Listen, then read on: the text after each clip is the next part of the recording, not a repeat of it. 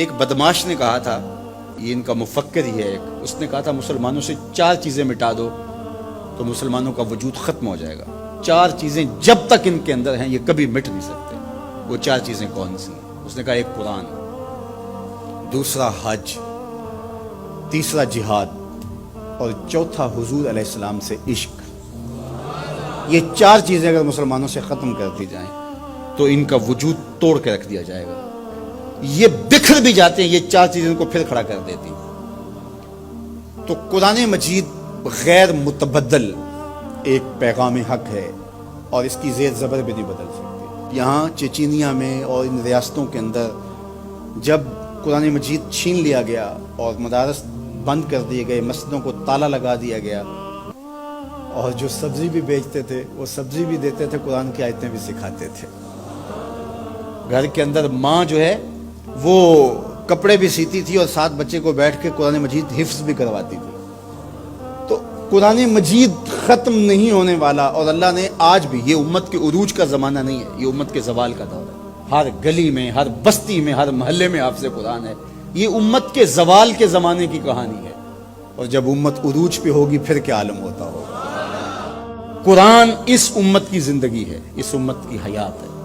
لادینی قوتیں یہ سمجھتی ہیں کہ قرآن کو ان سے چھین لیا جائے۔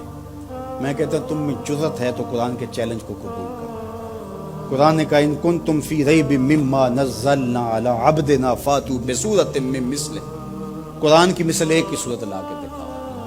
کھربوں ڈالر تم نے خرچ کیے نا، تم نے جگہ جگہ غدار خریدے ہوئے اور ان غداروں کو تم کروڑوں پیسے دیتے ہو، تو تم اتنے پیسے کیوں لگاتے ہو؟ پیدائشی عیسائی اور یہودی عرب ہیں، عربیون نسل ہیں مختلف بلاد عرب میں، ان کو جمع کرو، اور وہ بڑے بڑے شاعر و ادیب بھی ہیں، ان کو بلاؤ جا کے، ان کو کہو کہ یہ 3 آیتوں کی ایک صورت لکھی ہے، ہم تمہیں اتنے کروڑ ڈالر دیں گے۔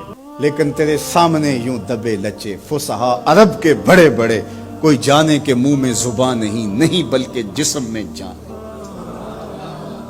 قرآن کی مثل نہیں لا سکے، اور قرآن کہتا ہے فَإِن لَمْ تَفْعَلُوا وَلَن تَفْعَلُوا، اگر نہیں لا سکے تو کبھی بھی نہیں لا سکو گے۔ یہ قرآن کا چیلنج ہے، اور یہ کسی بند کمرے میں نہیں دیا، یہ کھلی کتاب میں چیلنج آج بھی موجود ہے۔ جو وکیل بحث نہ کر سکے وہ گالیاں دینا شروع کر دیتا ہے۔ پر یہ پنچایت میں آپ نے بھی دیکھا ہوگا کہ جو جھوٹا پڑ رہا ہو وہ آگے سے گالیاں دینا شروع کر، لڑائی شروع کر دیتا ہے۔ یہ جو ناروے میں واقعہ ہوا ہے، یہ جھوٹے لوگ ہیں۔ اگر تمہارے میں ہمت ہوتی، تمہارے میں دم ہوتا تو قرآن کی مثل لاؤ نا، 3 آیتیں لاؤ۔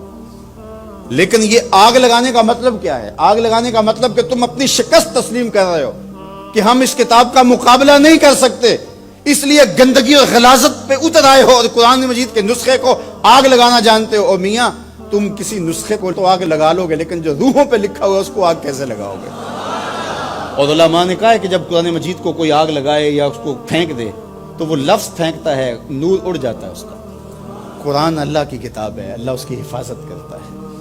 تو یہ بات ذہن میں رکھیے، یہ شکست خوردہ ذہن کی علامت ہے کہ یہ جو کچھ کیا گیا ہے، یہ بالکل نکھٹو قسم کے، یہ ہارے ہوئے شکست خوردہ لوگوں کا مزاج ہے کہ وہ کتاب کو آگ لگا رہے ہیں۔ میاں یہ کیا بات ہوئی؟ دنیا کی کسی بھی تہذیب میں ایسا ہوا ہے؟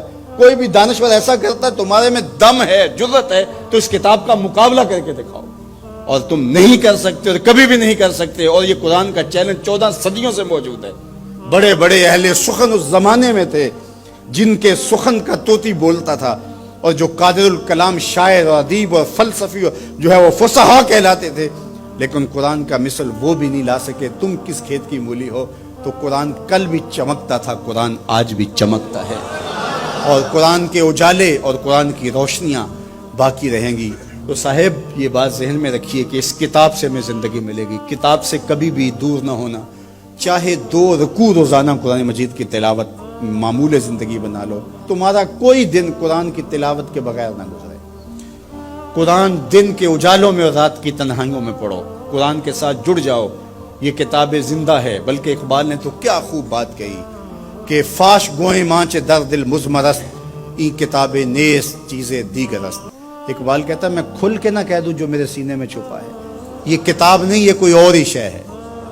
یہ اللہ کی وہ لٹکتی ہوئی رسی ہے جس کا ایک سرا تمہارے ہاتھ میں ہے، دوسرا سرا اللہ کے دست قدرت میں ہے۔ اس کتاب سے جڑ جاؤ۔